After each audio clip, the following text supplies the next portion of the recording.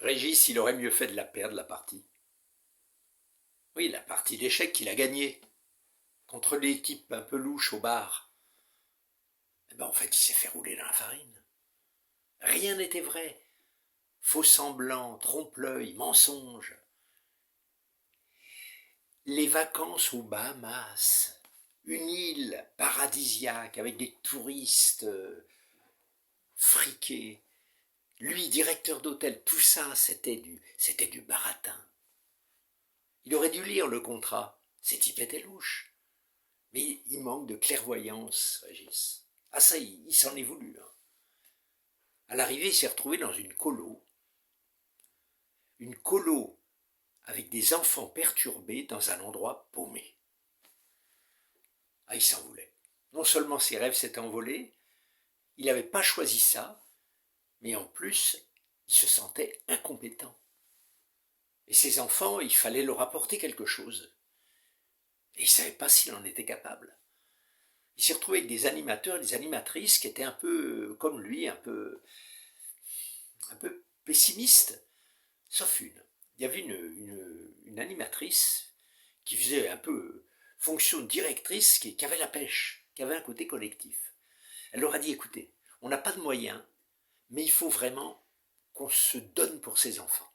Il faut que ces enfants-là, ils passent un mois formidable et qu'ils ressortent de là avec de la force pour leur vie. Et ils se sont mis au boulot. Ils ont inventé un mode de vie où les enfants avaient des responsabilités. Ils ont inventé des jeux, des animations. Ils ont raconté des histoires, ils ont fait des balades, toutes sortes de choses et les enfants étaient heureux. Oh, tout n'était pas rose. Un jour, ils se sont promenés dans la montagne et ils se sont perdus. Et alors, ils ont perdu la notion du temps parce qu'il a commencé à faire un ciel tout noir. Un orage s'annonçait et ils étaient en retard. Ils sont tombés sur un bûcheron qui leur a dit « Essayez de repartir le plus vite possible parce que ça va pas tarder à tomber ». Sauf qu'ils ont pris un raccourci et ils se sont retrouvés au milieu de ruchers et les abeilles ont commencé à leur tourner autour, à bourdonner et ça a affolé complètement les enfants. Il a fallu inventer une histoire pour les faire descendre par une sorte de toboggan, mais en fait c'est un toboggan improvisé pour descendre à un raidillon qui leur permettait de retrouver un chemin. Ils se sont perdus dans la montagne et au moment où l'orage a éclaté, heureusement, ils ont trouvé un gîte de montagne. Précaire le gîte, mais c'était bien. Il y avait des balles de paille, ils ont fait sécher leurs vêtements, ils se sont retrouvés là, bien au chaud, tous serrés les uns contre les autres. Et comme ils avaient un petit peu de nourriture, un peu de gâteau, ils ont décidé de passer la nuit là. Et pour calmer les enfants, ils ont raconté des histoires. L'animatrice, directrice, dont il était un peu secrètement amoureux, elle a raconté plein de choses.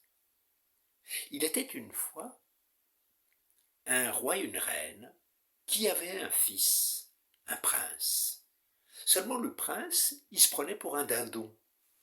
Oui, il se déshabillait, il se collait des plumes, il roucoulait, il déambulait et il mangeait des graines. Et c'était impossible de le faire vivre normalement. Et les parents étaient désespérés, on ne pourra pas faire de notre fils un prince. Un prince dindon, c'est impossible. Alors ils ont fait venir les docteurs, les savants, qui se sont mis à plancher sur la question, mais personne ne trouvait la solution. Et puis un jour, ils ont entendu parler d'un sage qui faisait de grandes choses. Et ils l'ont invité à venir au château. Le sage est venu, il s'est intéressé au prince, et petit à petit, lui aussi s'est déshabillé. Et puis s'est collé des plumes, comme le prince dindon. Et puis tous les deux, ils se sont amusés à roucouler, à se courir après, à manger des graines, à sautiller. Et les parents étaient vraiment désespérés. Ils disaient, avant, il y avait un dindon dans le château, maintenant il y en a deux. Qu'est-ce qui va se passer? Mais le prince avait son plan. Au bout d'un certain temps, quand il a eu vraiment la complicité avec ce jeune prince, il a, il a décidé d'introduire quelque chose dans leur jeu. Un jour, il a mis un pantalon. Alors le prince dindon lui a dit, pourquoi tu mets un pantalon? Les dindons n'ont pas de pantalon. Il a dit, c'est vrai, mais moi je sais que je suis un dindon. Mais je mets un pantalon comme les humains, regarde comme c'est rigolo. Le prince en a convenu, et lui-même a mis un pantalon. Et puis le lendemain, le sage a mis une chemise. Eh, pourquoi tu mets une chemise? Les dindons n'ont pas de chemise. C'est vrai, a dit le sage.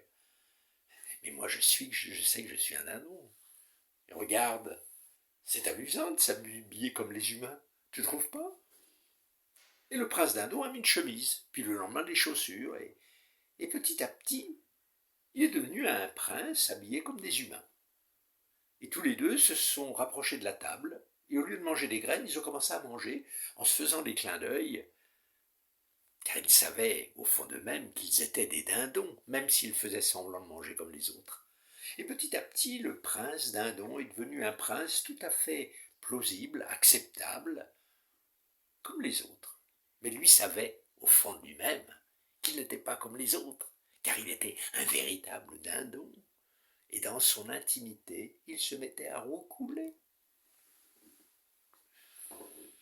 À la fin de la colo, les animateurs et animatrices étaient très, très tristes de quitter les enfants.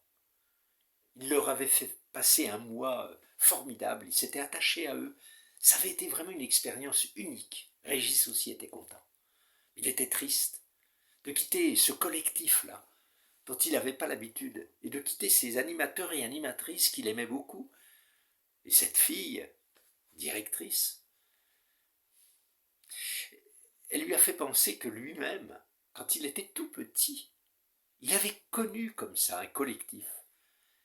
C'était quand il était tout petit enfant, ses parents avaient des problèmes, et ils avaient dû confier leur enfant à une nourrice. Elle s'appelait Maman Paulette. C'est une petite bonne femme avec une blouse blanche qui s'occupait d'enfants qu'elle récupérait. Des enfants abandonnés, des enfants perdus, des enfants de prostituées, des enfants de gens qui n'avaient pas les moyens de garder leur enfant. Et elle leur demandait très peu et elle s'en occupait du mieux qu'elle pouvait. Son mari grognait, il était maçon, mais il assurait le quotidien. Et tout se passait très bien et les enfants étaient heureux ensemble. C'était un collectif. Il y avait le grand Pierrot, qui était un peu l'aîné, qui jouait un peu son chef. Il y avait le petit Marcel, qui était toujours en train de bricoler. Il y avait Étienne, il y avait les autres. Et Régis avait passé un bon temps parmi eux. Et puis après, ses parents l'avaient repris. Et il les avait complètement perdus de vue.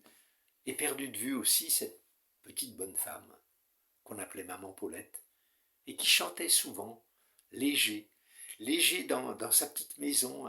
Elle donnait une légèreté, elle chantait des petits airs populaires. Ah, le petit vin blanc qu'on boit sous les tonnelles. Et il avait toujours ça dans l'oreille. Et au moment de quitter ses amis animateurs et animatrices, Régis a pensé fortement à tout ce collectif qu'il avait dû quitter aussi étant petit. Et il a eu envie de les revoir. Alors il a fait des recherches, et il a retrouvé cette petite grand-mère, qui était devenue maintenant une grand-mère, qui vivait très chichement. Elle avait très peu de retraite parce qu'elle n'avait jamais déclaré ce qu'elle avait fait. Et elle était très contente de le revoir. Elle lui a dit qu'elle était en lien avec tous les enfants qu'elle avait élevés. Alors lui, Régis, il a décidé de faire une fête. Une belle fête où tous ces enfants-là seraient réunis. Et c'est ce qu'il a fait. Et s'est aperçu que tous ces enfants avaient développé quelque chose de particulier, quelque chose de collectif eux aussi. Le grand Pierrot, il faisait des cours pour les enfants un petit peu en difficulté, des cours du soir, dans son quartier populaire. Le petit Marcel avait ouvert un garage, où chacun venait bricoler sa voiture ou sa moto en discutant avec les autres. C'était comme un endroit de rassemblement. Et puis le petit Étienne, autre chose, et chacun était devenu un adulte tourné vers le collectif. Régis lui se sentait un peu différent, même si son acte collectif c'était de les réunir maintenant pour une fête. Et ça, il en était fier. Quelque temps après, la petite grand-mère est partie. Et tous sont allés à son enterrement et il y avait beaucoup, beaucoup d'émotions. Après, chacun a demandé à garder une chose en souvenir d'elle. Le grand Pierrot a demandé à voir la blouse blanche. Il voulait la garder. en souvenir des bonbons qu'elle avait dans ses poches. Le petit Marcel, lui, a préféré les outils du maçon. Étienne a demandé une autre chose et chacun, et Régis lui-même, a récupéré un petit carnet où elle notait les phrases d'enfant. Et puis surtout, il a gardé en héritage l'envie de chanter tout le temps des petits airs populaires. Ah, le petit vin blanc qu'on boit sous les tonnelles, quand les filles sont belles du côté de nos gens.